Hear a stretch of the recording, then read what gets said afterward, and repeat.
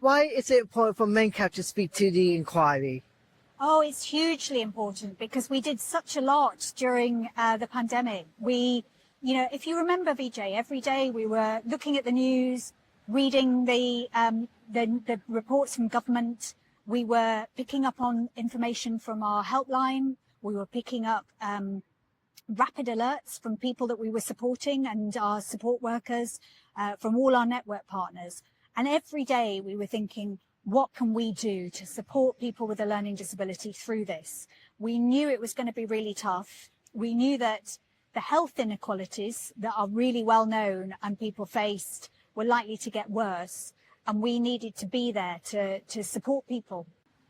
What are the three main things you want the inquiry to know so that the government can change things for the future? Right. We want to see everybody on the learning disability register.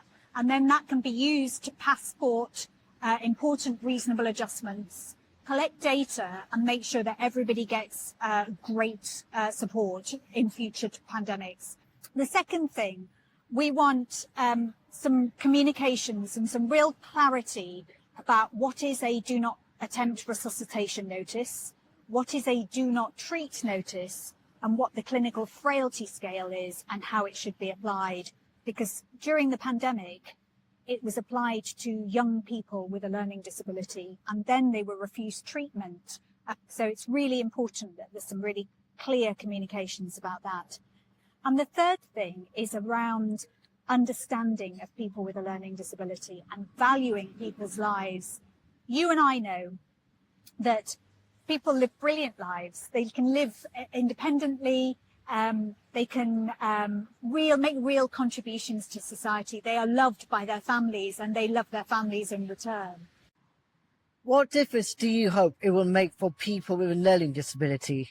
So I hope that if the inquiry makes the same recommendations that we've asked for, then that will mean that the system's fixed in the future and we won't experience what we did during COVID-19. So that's my big hope.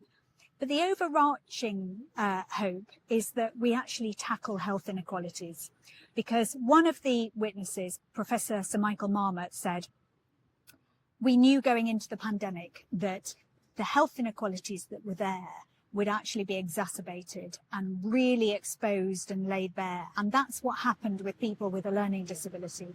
So if we tackle health inequalities, then it means everyone should be better set up for future pandemics.